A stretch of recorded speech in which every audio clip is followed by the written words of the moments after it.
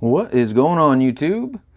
Got another custom for you today, and today I will be working on this 1969 Pontiac GTO, one of the ultimate muscle cars of all time, and I think we're gonna go give this the NASCAR treatment. Picked this thing up at the antique store a couple weeks ago, and it's in pretty rough shape. The wheels are, they're all right.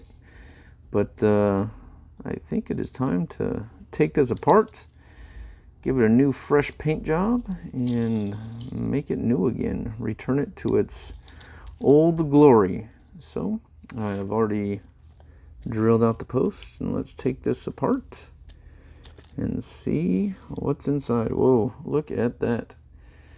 This was definitely played with outside for a while. And, wow, it's pretty dirty. Which, let's see what these cars are meant for. They're meant to be played with, so gonna have a little bit of cleaning up to do and all that, but I think that's kind of cool. I actually like working on these old beat-up cars more than I do the brand new ones out of the pack, because there's nothing better than taking something old and making it new again, or getting it refreshed and making it usable again. And I think that's what we're gonna do with this. So let's get this beat up old white paint off there and get to working on this thing. This version of the Hot Wheels GTO is from the 2012 mainline Hot Wheels Main Street Segment Series. And because this car had been played with so well, the citrus strip cut right through that white paint and was able to get it all off there. Once all the paint was off there, I went over it with some Krylon gray primer, and then I went over it with some Krylon metallic silver. I really like this silver. I've used it a lot and it has never failed me. Once that dried, I went over it with Duplicolor metal cast red. The paint scheme I'm going with this car is from a car that ran in NASCAR in 1992 and was driven by Bill Elliott. Now this is the second Bill Elliott NASCAR I've done, but I couldn't pass this up. He actually drove this paint scheme on a Ford Thunderbird, but I thought it looked pretty awesome on this GTO, so that's what I'm going with. I already gave a pretty good rundown of Bill Elliott's career in my previous Bill Elliott build, but here's the Reader's Digest version. Elliott won the 1988 NASCAR Cup Series championship, garnered 44 wins in that series. He had 2 Daytona 500 victories and a record 4 consecutive wins at Michigan International Speedway during 1985 to 1986. He holds the track record at both Talladega and Daytona International Speedway with speeds of more than 200 miles per hour. Elliott won NASCAR's Most Popular Driver Award a record 16 times. He withdrew his name from the ballot for the award after winning it in 2002. In 2005, Georgia Governor Sonny Perdue declared October 8th as Bill Elliott Day in the state of Georgia. Elliott has also been honored by the state legislature by having a stretch of road in his native Dawsonville renamed Elliott Family Parkway. In 2018, at 62 years old, Bill Elliott came out of retirement to race in the Pirelli Trans Am TA2 class for the First Energy Muscle Car Challenge at Mid-Ohio Sports Car Course. Speaking of Trans Am, the Nero 62 Trans Am Racing Series is quickly approaching, so make sure you get your cars in by October 1st. I personally was always a huge fan of Bill Elliott and watching him race, especially his duels with Dale Earnhardt. If you don't know what I'm talking about, check out the 1987 Winston. You will not be disappointed. All right, it is finally time to get this GTO all put back together. But before we do that, I went over the base with some satin black paint and some metallic paint for the bumper. This was all beat up pretty good, but now it's looking pretty sharp. Looks like it's back to its old glory. Cleaned up the base. If you remember, this was covered in dirt, so I went over it with some soap and water. Unfortunately, the wheels and axles were all beat up, but I was able to find some new ones from a newer model GTO. Although the outline was yellow, I went over it with a tester's paint marker, and looking pretty good. I got a little bit sloppy there, but I'll clean that up. And the blue tint in the glass wasn't going to work for me from the original one, so I pulled this out of a newer GTO, and I think it's going to look pretty sweet. So let's get everything back together. It's a really fun build. I really like taking these old cars that are all beat up and pretty much put out the pasture, fixing them up, and giving them a new purpose, new lease on life. There we go. Let's get these 2x56 button head screws put back in there to hold it all together.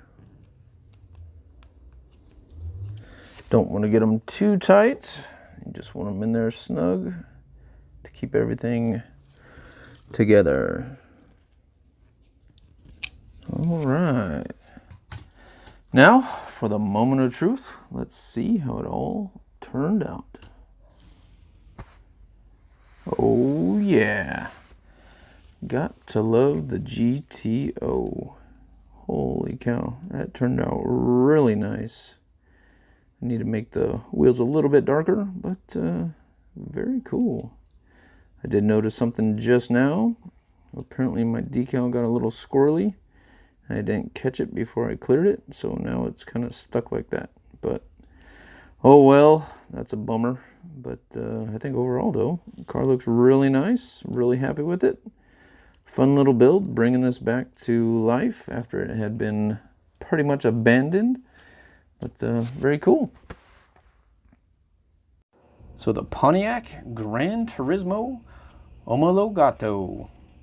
Now you know why they call it GTO. Because GTO is a heck of a lot easier to say than Omologato. However you say it.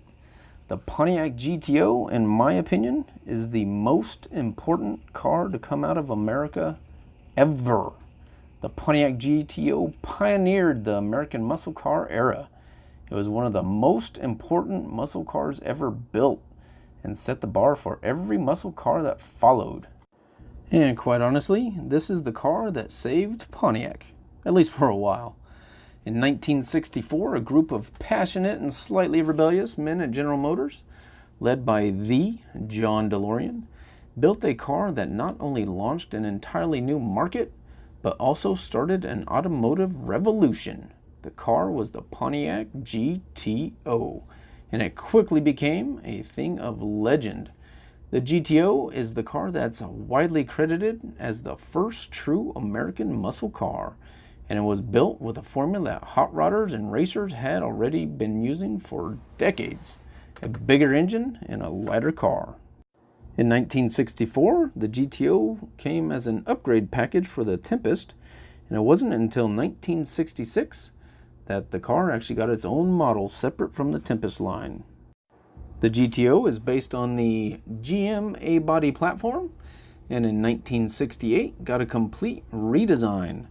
They went away from the boxy looking GTOs of the prior years and got a sleek new shape that featured a body colored Endura front bumper, and the 68 GTO was awarded Motor Trend Car of the Year. And 1968 marked the second highest year ever for GTO sales. For 1969, Pontiac stepped up its game and came out with the GTO Judge, a special edition of the GTO that featured unique striping, a rear spoiler, and other goodies to set it apart from the standard issue car. In terms of engines, the top of the line Ram Air 4 400 was rated at 370 horsepower, although that figure is said to be significantly underrated compared to its actual output. So where did the Judge name come from? A lot of people think it was a no-nonsense car, just like a Judge, and that's how it's got its name. But in reality, GTO was named the judge after a popular skit called Here Comes the Judge, made famous by Sammy Davis Jr. on the popular comedy television show Rowan and Martin's Laugh-In. Yep, that's it. Just based off of a TV show skit. Anyways, I had a good time bringing this car back to life, and hopefully you guys enjoyed the video. Let me know what you think in the comments down below, and I will see you on the next one.